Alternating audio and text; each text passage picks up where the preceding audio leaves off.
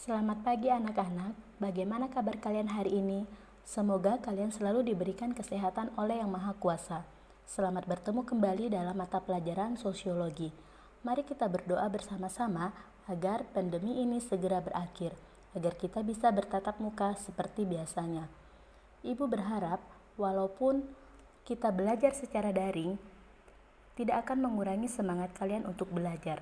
Oke anak-anak, materi yang akan kita pelajari hari ini adalah tentang perubahan sosial dan dampaknya. Setiap manusia pasti mengalami yang namanya perubahan. Tidak ada manusia yang tidak mengalami perubahan. Contohnya, dulu kamu kelas 11, sekarang kamu kelas 12. Dulu kamu pendek, sekarang kamu tinggi. Itu menunjukkan setiap manusia mengalami perubahan. Selain itu juga, setiap masyarakat mengalami perubahan. Menurut anak-anak, benar tidak? Ya, benar sekali. Sebagai contoh, kalau dulu sistem pembelajaran dilakukan dengan sistem tatap muka, tetapi dikarenakan pandemi ini, sistem pembelajaran yang digunakan diganti yaitu dengan menggunakan sistem pembelajaran daring. Nah, itu menunjukkan bahwa terjadi perubahan sosial di dalam masyarakat. Selain itu juga, di bidang teknologi, kita sudah banyak mengalami perubahan, seperti alat transportasi, alat komunikasi, dan lain sebagainya. Di sini dijelaskan bahwa setiap masyarakat pasti mengalami perubahan seperti yang sudah kita bahas di awal. Perubahan yang terjadi di masyarakat meliputi perubahan-perubahan norma sosial. Nah, perubahan norma sosial itu adalah perubahan-perubahan kebiasaan, perubahan hukum-hukum sosial atau aturan-aturan yang berlaku di dalam masyarakat. Kalau dulu masyarakat menganut hukum yang bersifat tradisional, namun sekarang masyarakat selalu berpola pada hukum yang bersifat formal. Kemudian terjadi perubahan pola-pola sosial, terjadi perubahan interaksi sosial. Seperti dulu interaksi masyarakat itu sangat intens, sangat erat, tapi sekarang interaksi masyarakat itu cenderung lebih renggang atau cenderung lebih sempit. Kemudian terjadi pola perubahan perilaku, perubahan organisasi sosial, lembaga kemasyarakatan, lapisan-lapisan masyarakat, serta susunan kekuasaan dan wewenang.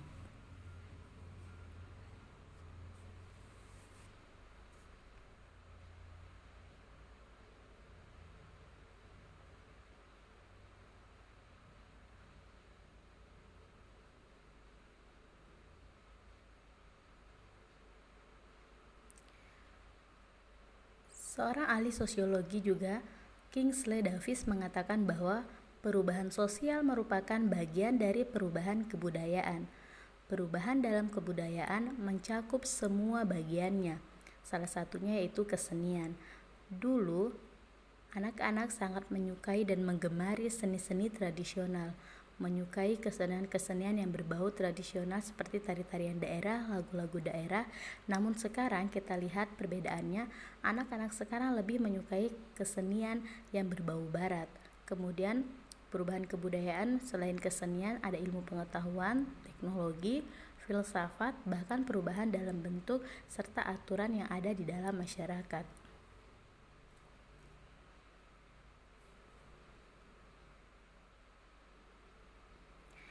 Nah, di sini ada beberapa alasan mengapa sampai terjadinya perubahan sosial.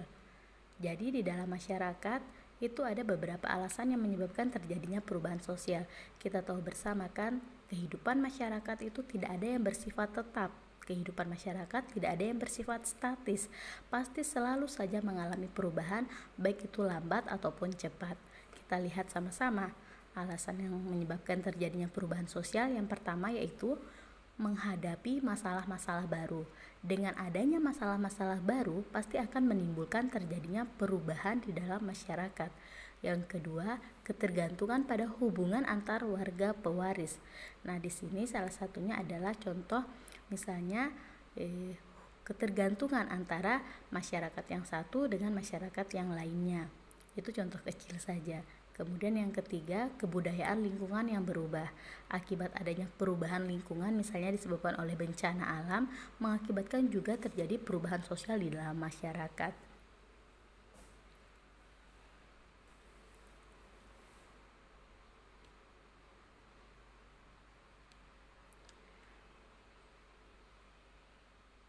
Setelah itu kita akan bahas karakteristik perubahan sosial. Silakan anak-anak simak dulu materinya.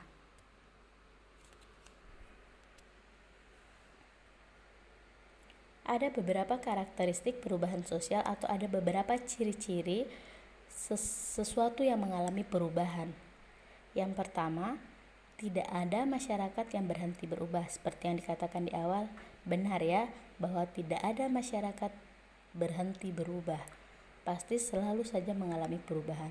Yang kedua, perubahan yang terjadi pada lembaga kemasyarakatan diikuti pula oleh perubahan pada lembaga-lembaga sosial. Misalnya, di dalam sebuah masyarakat terjadi perubahan yang besar, pasti juga akan mempengaruhi perubahan pada lembaga-lembaga sosial yang ada di dalamnya.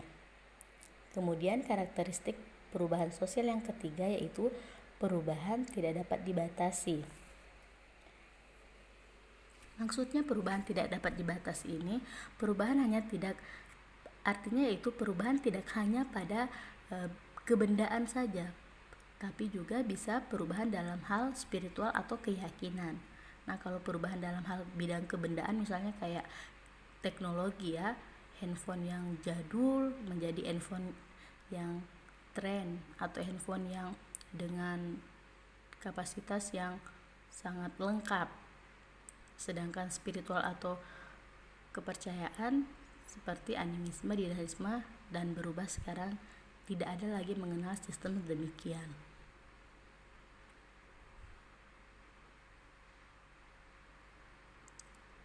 Kita lihat lagi yaitu ada faktor-faktor perubahan sosial. Kalau tadi ada 3 alasan mengapa sampai terjadi perubahan, sekarang ada faktor-faktor pendorong mengapa sampai terjadinya perubahan. Nah, kalian saja ya. Ketika kalian mengalami perubahan, pasti ada alasan, pasti ada faktor yang mendorong kenapa sampai kalian berubah. Misalnya si A, dia mengubah gaya rambutnya. Pasti ada alasan atau ada faktor yang mendorong kenapa sampai dia mengubah gaya rambutnya. Nah, di sini akan dijelaskan beberapa faktor-faktor pendorong perubahan sosial. Yang pertama yaitu rasa tidak puas terhadap keadaan dan situasi yang ada. Benar kan bahwa rasa tidak puas yang ada dalam diri manusia, karena kita tahu manusia itu tidak akan pernah puas. Nah, rasa tidak puas itulah yang menyebabkan mengapa seseorang selalu mengalami perubahan. Sudah punya mobil satu, tidak puas dengan mobil satu, kemudian ingin memiliki mobil lebih, sehingga dia bekerja keras dan melakukan perubahan besar. Atau misalnya sudah mendapatkan ranking 3 tapi tidak puas dengan ranking 3, akhirnya dia berubah, belajar menjadi lebih giat untuk mendapatkan ranking 1. Jadi perasaan tidak puas itu dapat mendorong terjadinya perubahan. Yang kedua, timbulnya keinginan untuk mengadakan perbaikan. Hampir sama ya dengan yang pertama. Ketika kalian merasa tidak puas dengan sesuatu yang kalian peroleh, pasti kalian ingin memperbaiki, mengubah. Nah, faktor itulah yang menyebabkan sampai terjadinya perubahan. Misalnya juga contoh lain, kita melakukan sebuah kesalahan. Nah, ketika untuk memperbaiki kesalahan itu pasti kita harus mengadakan sebuah perubahan. Kemudian kita lihat faktor yang ketiga yaitu kesadaran akan adanya kekurangan dalam kebudayaan sendiri, sehingga berusaha untuk mengadakan perbaikan. Ini masih berkaitan dengan yang nomor 1 dan nomor 2. Kemudian yang keempat yaitu adanya usaha masyarakat untuk menyesuaikan diri dengan keperluan, keadaan dan kondisi yang baru. Misalnya saja ya, di sebuah kelas ada siswa baru. Nah, siswa baru pasti belum tahu apa-apa. Ketika dia bergaul dengan teman barunya yang ada di kelas itu, pasti dia akan berusaha menyesuaikan diri. Nah, proses penyesuaian diri itu akan menyebabkan siswa baru itu mengalami perubahan. Jadi faktor yang menyebabkan terjadinya perubahan juga karena adanya penyesuaian terhadap kondisi yang baru.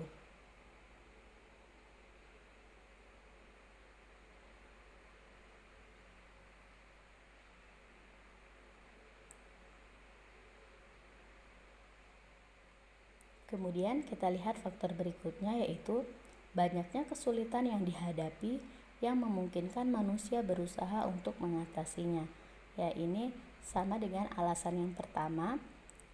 Di awal ada 3 alasan tersebut karena adanya masalah-masalah yang sulit diatasi oleh masyarakat, sehingga masyarakat merencanakan atau memikirkan bagaimana cara mengatasi masalah tersebut, sehingga pasti akan terjadi perubahan besar yang terjadi di dalam masyarakat. Dan faktor-faktor lainnya kalian bisa baca.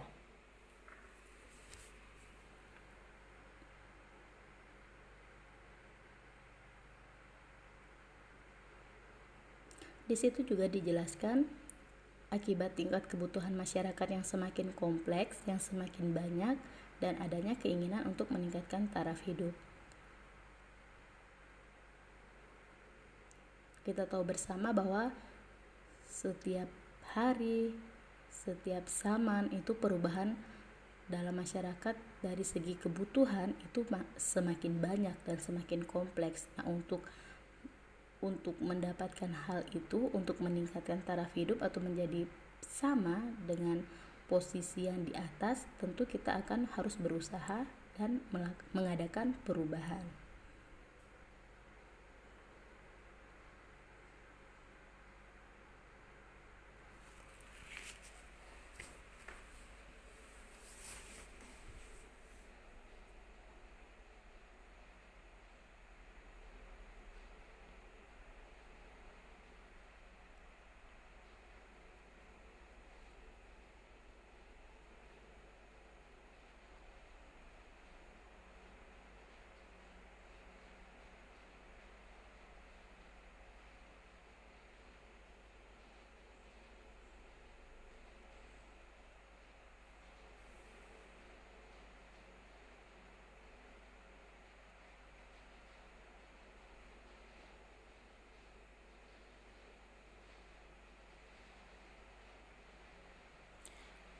Oke, Ibu jelaskan tadi ada kesalahan sedikit dalam setting PowerPoint-nya. Di situ dijelaskan tentang siklus dan teori siklus dan teori perubahan. Nah, itu merupakan teori-teori perubahan sosial ya. Ada 2 teori perubahan sosial di situ yang Ibu jelaskan, yaitu yang pertama adalah teori siklus. Nah, dalam teori siklus itu dijelaskan bahwa perubahan yang terjadi di dalam masyarakat itu terjadi secara berulang-ulang. Seperti contoh, dulu masyarakat memasak dengan menggunakan kayu api, kemudian berkembang menggunakan kompor minyak tanah, kemudian berkembang menggunakan gas. Tapi karena harga gas mahal, masyarakat kembali menggunakan kompor minyak. Atau misalnya karena minyak tanah juga mahal, kembali menggunakan kayu api. Namun setelah terjadi normalisasi atau terjadi perubahan kembali, misalnya harga minyak tanah sudah mulai normal dan harga gas sudah mulai normal, masyarakat kembali menggunakan kompor gas atau minyak tanah.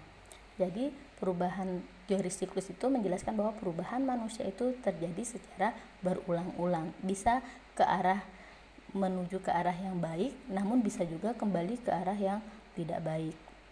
Yang kedua yaitu teori perubahan perkembangan atau linier. Nah, ini berbeda dengan teori siklus. Kalau perkembangan itu kehidupan manusia ketika mengalami perubahan selalu menuju pada titik yang tertinggi. Artinya tidak akan mengalami siklus atau tidak akan mengalami pengulangan. Misalnya dari kehidupan primitif, tradisional, modern. Tidak mungkin sudah hidup modern kembali ke kehidupan primitif. Nah, itu contoh teori perkembangan. Oke, kita lihat ada beberapa bentuk-bentuk perubahan sosial. Anak-anak juga bisa baca materinya di LKS ya, karena Ibu percaya semua siswa pasti sudah memegang LKS. Jadi tolong LKS-nya juga dibaca-baca supaya kalian ada gambaran-gambaran materi tentang materi yang kita bahas ini.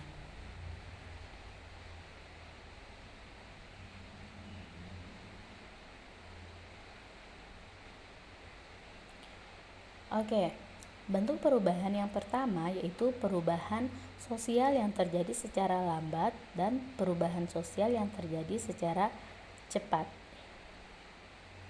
Perubahan sosial yang terjadi secara lambat adalah perubahan yang memerlukan waktu yang sangat lama, tanpa dengan perencanaan dan bergantung kepada orang-orang yang berkuasa di masa tertentu. Jadi perubahan sosial secara lambat ini pasti perubahan yang terjadi itu dia membutuhkan waktu yang cukup lama.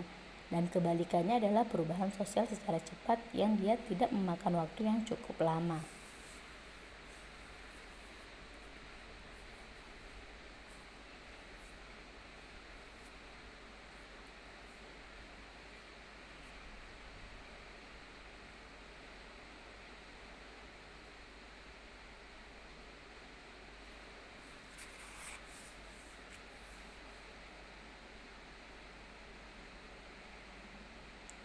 Oke, bentuk perubahan yang berikutnya yaitu perubahan sosial yang dikehendaki dan perubahan sosial yang tidak dikehendaki. Dari istilah dikehendaki dan tidak dikehendaki, tentu anak-anak sudah paham dan mengerti. Perubahan sosial yang tidak dikehendaki itu adalah perubahan sosial yang tidak diinginkan atau yang tidak diharapkan. Dan kebalikannya itu perubahan sosial yang dikehendaki berarti perubahan sosial yang diinginkan atau diharapkan terjadi di dalam masyarakat. Ibu langsung ke contohnya saja. Misalnya ibu contohkan perubahan sosial yang dikehendaki. Contohnya, dalam sebuah masyarakat, pemerintah melakukan perbaikan jalan atau pemerintah mengadakan pembangunan untuk jaringan internet. Nah, pembangunan jaringan internet itu merupakan salah satu bentuk perubahan yang dikehendaki. Yang kedua yaitu perubahan yang tidak dikehendaki. Ya, kalian pasti punya contoh masing-masing kan? Perubahan yang terjadi di dalam masyarakat yang tidak diinginkan di masyarakat. Misalnya seperti bencana alam. Nah, akibat terjadinya bencana alam pasti akan mengakibatkan perubahan besar juga di dalam masyarakat. Tentu bencana alam itu merupakan perubahan yang tidak dikehendaki. Atau misalnya terjadi penggusuran lahan masyarakat. Nah, itu juga merupakan perubahan yang tidak dikehendaki. Atau terjadi kenaikan BBM dan lain sebagainya.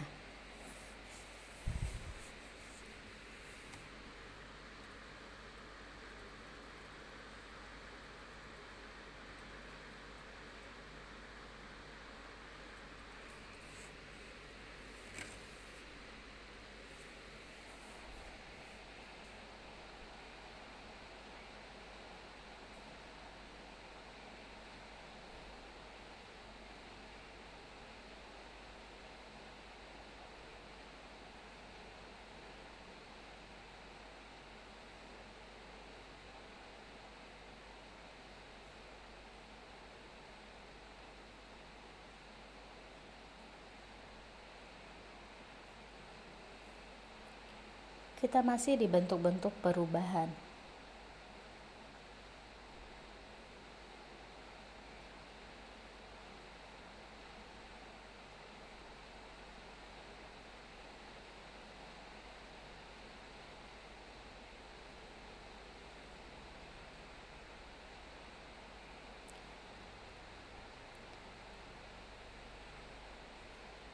Baik anak-anak, kembali di sini terjadi kesalahan pengetikan. Harusnya bentuk perubahan yang selanjutnya ini adalah perubahan kecil, perubahan sosial yang kecil dan perubahan sosial yang besar, karena perubahan secara lambat dan cepat sudah kita bahas di awal.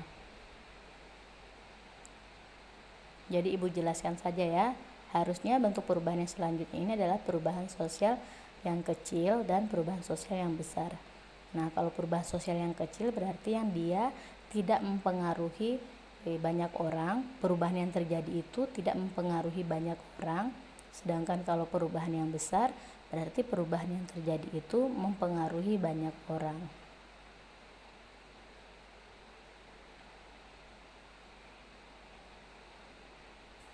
Ibu contohkan misalnya perubahan kecil. Si A membeli sebuah mobil baru, yang awalnya si A tidak mempunyai mobil, kemudian dia mampu membeli mobil baru. Nah, perubahan yang dialami oleh si A itu termasuk perubahan yang kecil karena tidak mempengaruhi masyarakat yang sangat besar. Sedangkan perubahan yang besar berarti perubahan yang mempengaruhi banyak orang atau masyarakat luas. Misalnya, terjadi kenaikan harga BBM atau terjadi demonstrasi yang menyebabkan macetnya lalu lintas. Nah, itu termasuk perubahan yang besar. Kembali Ibu ingatkan, di LKS kalian juga pasti sudah ada materi ini. Jadi tinggal kalian bisa baca-baca, kalian tambah kembali wawasan kalian dengan cara membaca, atau kalian juga bisa belajar lewat YouTube atau materi-materi pembelajaran lainnya.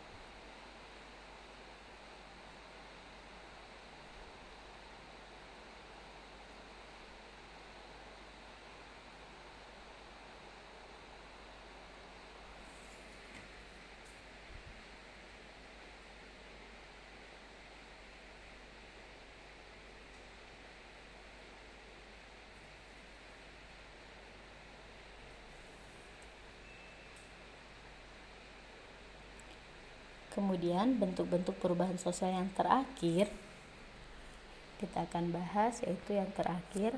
Kalau tadi ada perubahan sosial yang cepat dan lambat, perubahan sosial yang dikehendaki dan tidak dikehendaki, perubahan sosial besar dan kecil, dan yang sekarang ini adalah bentuk perubahan sosial yang direncanakan dan tidak direncanakan. Nah, dari istilahnya ini juga kalian sudah bisa paham.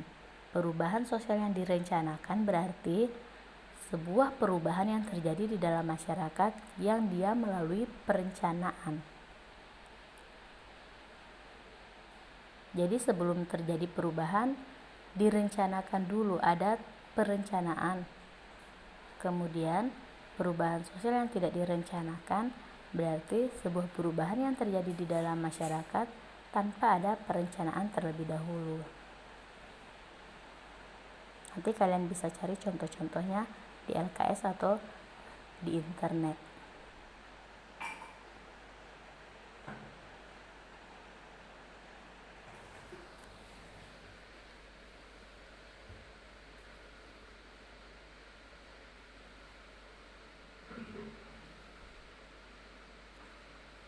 Baik anak-anak, untuk materi hari ini hanya Ibu dapat berikan sekian saja.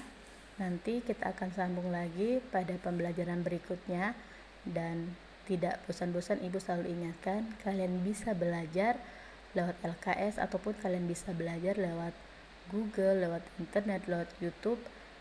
Yang penting pembelajaran itu dapat bermanfaat dan berguna bagi kalian, karena tidak selamanya belajar itu harus dari guru itu sendiri, tapi juga kalian bisa belajar secara mandiri dan menambah pengetahuan kalian secara mandiri.